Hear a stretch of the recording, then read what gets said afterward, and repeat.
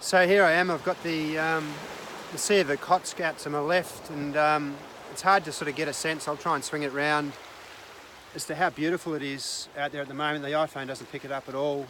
But you've got really, really low cloud behind me, probably 100, 200 feet, and I'm told that it's something to do with the top side of the typhoon that's just ripped through northern Japan.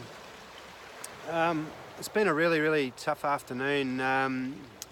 We went and met with another of the mining companies this afternoon, and he didn't give anything away, this guy, and I just got the sense that we were starting to push into,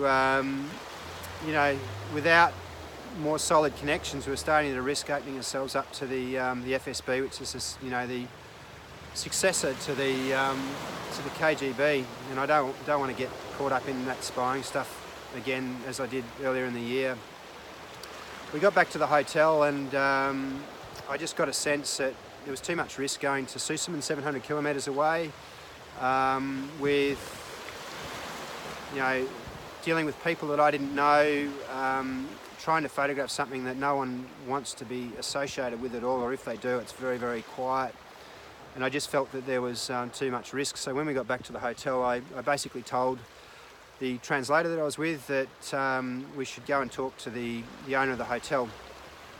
The owner of the hotel I get along very well with. He loves his photography, so he spent much of yesterday showing me some of his photographs and stuff. And I basically laid it out on the table with him. I had nothing to lose, but I was a little bit surprised at his response. It was basically, these guys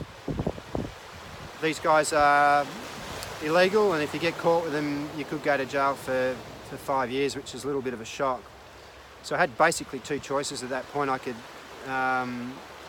whimper away and not stick to my guns, or I could stick to my guns. But the problem is, if I sort of tried to sort of duck away, then it looks a bit suspicious. I told him basically that what I was about was capturing an aspect of our history that was changing. So I love Russia. I'm not here to defame Russia. I'm not here to do any of that.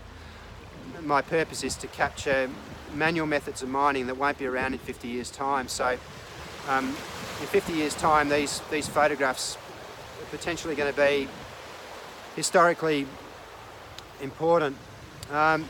Pretty much around that time, his son walked into the room. Basically the same deal. These guys are illegal. If you get caught with them, you could go to jail. I showed them one of the photographs that I'd taken. I was reluctant even doing that. And then I was surprised at the son's response. He said, if I wanted to photograph these people, I wouldn't be able to show their faces. And I said, look, that's not going to work. I said, the reality is that these photographs won't be published for 2 to 4 years. So in 2 to 4 years' time, no one's going to care. I said, the trust of my subjects is more important than anything else. And if it means going to jail rather than disclosing the identities of the people that I've been photographing, then I would be prepared to do that. I said, so I'm not, trust is fundamental.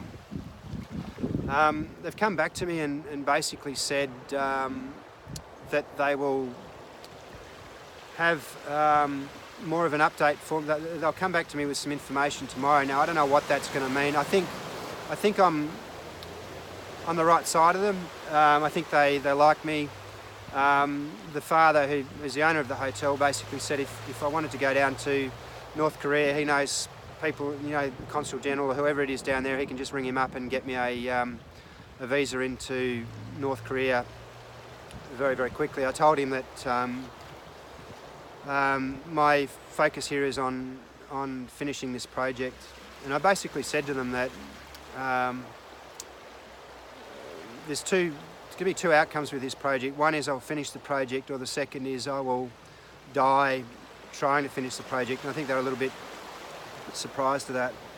So, yeah, a little bit tricky. You've got to stick to your guns in those situations at times, because if you look feeble and weak, then people start getting suspicious. But my risk was that I was really concerned for a bit that when I left that meeting, I'd get on the phone and ring the powers that be, and that's not what I want. So yeah, look, probably this is in terms of risk. In terms of risk to me, getting locked up. This is probably the biggest risk I think I've ever taken.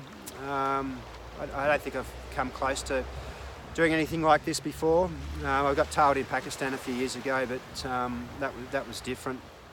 On a positive note, I heard back from another country that I've been working on for about 18 months. Another difficult place, and my contact said the Minister of Mines has basically authorised me to enter the country. I'm going to need security to go to where I'm going to go, but they can help with logistics and all of that sort of stuff. So yeah, a difficult time. The uncertainty of this is all really, really hard.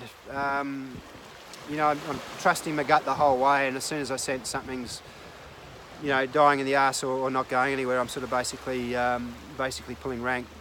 Again, if you are enjoying following these updates, YouTube address is Hugh Brown Photography. So thanks for coming on board, and I'll be back in touch, hopefully with some good news tomorrow, but I'm not holding my breath for anything. Thank you.